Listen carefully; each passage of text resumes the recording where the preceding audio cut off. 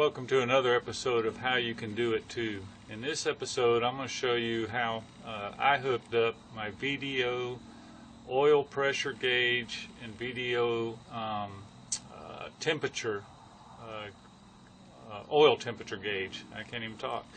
But first of all, do not get intimidated doing this. I got very intimidated and had to walk away a couple times, and if that happens, just walk away and come back, and I'm going to try to explain to you how I installed it. I have mine all installed already, so it's going to be a little difficult, me trying to show you the process with it being installed, but I'm going to do the best I can, and I hope this helps you. So, and I might have to break this down in a couple parts, but see what I can do to help you get through this. And I tell you, I love it. I can look down and know what my motor's doing at any time. My dad recommended it, and I'm glad that I did it. So let's hope I can kind of walk you through it so you can do the same thing. All right. Okay, I'm just going to roughly walk you through if you haven't already ordered them, but of course you got to, order your gauges first. As you can see, I got the oil pressure gauge and oil temperature gauge. And what you're going to want to do is, when you order your gauges, is see this backing plate right here. You can order these online. I got all my stuff at the same place, which I'll tell you where I got mine in just a minute. But you can see this is the old one that came out, and it's got these little tabs on the back. I don't know if you can see them, but these little tabs right there, you'll have to bend them out and then pull this old plate off, and then you'll have your other plate. So be sure to order this plate when you order your gauges, whether you're going to do 1 gauge, 2 gauge, or however you're going to do it. Okay, and so now let me show you the sending unit and all of that comes with it. Okay, and this is the VDO, the sending unit. So what I did, I got all my stuff from Fisher Buggies out of Tampa, and I just called them up and told them what I was doing, and I wanted them to set me up, send me everything that I need.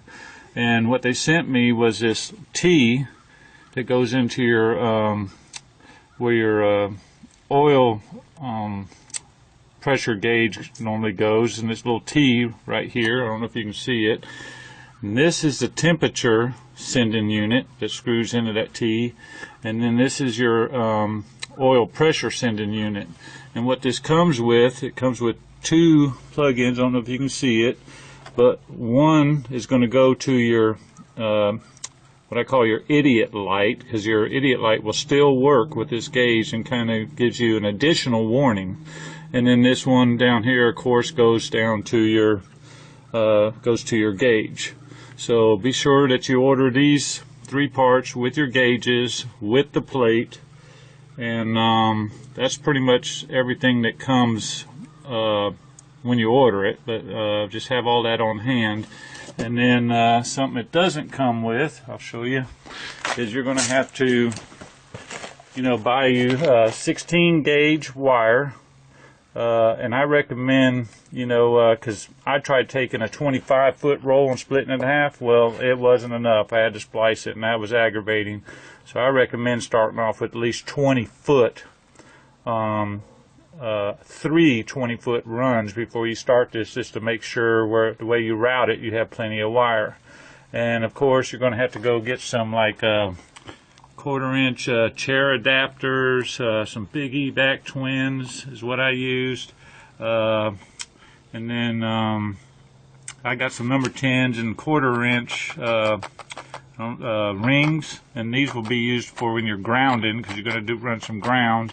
And then I just got some assorted 1/4-inch adapters, and you're going to need plenty of just a plain 1/4-inch plug-ins, just the singles. You're going to need, so pick up a box. I think I used quite a bit. I'm wanting to say I used between 15 and 20, but I could be wrong on my counting, because I did piggyback off of so I can run the gauges together.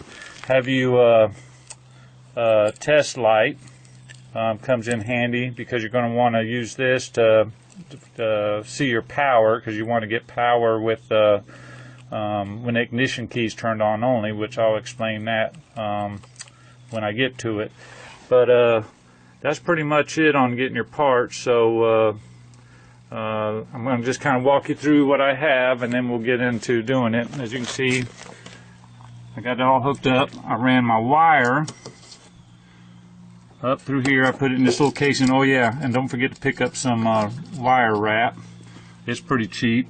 And what I did, I drilled a hole through my back firewall, which comes out to, let me turn on this light, comes out behind the seat. I don't know if you can see it. Comes in behind the seat. And what I did, I ran it down along the wall, comes up in here, and of course comes down through here. I went up under the mat, went along under here, and of course then I brought it up through here, because I found a little hole right here. I don't know if you can see it, and that's right under the dash. And let me go around, and then I came up right through there, right through that little hole, and then this is where I got it all hooked up. So it looks like a big old pile of spaghetti, but again, it wasn't that bad. So alrighty, so let's get started on, I'll get it explained to you. Okay, so let's get started. What I would do is run your wire first, get it where it needs to be, starting from back here to up under the hood, get all that run. And like what I did is I had one red wire for the oil temperature, and I used two blue wires for the oil sender. Now what you want to do is keep one wire separate and put a mark on one wire, so you'll know which one it is with a magic marker, and do it on the other end, because you want to make sure that you don't get these wires crossed, and you're going to take the mark for your idiot light, and I'll show you where that goes up, and then you'll know the mark on the other end where it's going to go to your idiot light. Okay, and then once you get your wire all run, then you can take out your old oil pressure gauge that goes to your idiot light, and you know, you're going to disconnect that wire because you're not going to need it no more. And you can see I got it taped up here, and just put that wire aside, tape it up real good, because you're not going to use it anymore, because like I said, this is going to take place of that. You're going to want to put your T in first. Now be very careful when you're tightening it. Don't over tighten it, because you don't want to split your casing, but you want to get it, you know, good and, you know, snug, so it's not leaking oil. And go ahead and install your temperature sender into your T, and then take these off, because it's easier to tighten, because with these on I couldn't really twist it.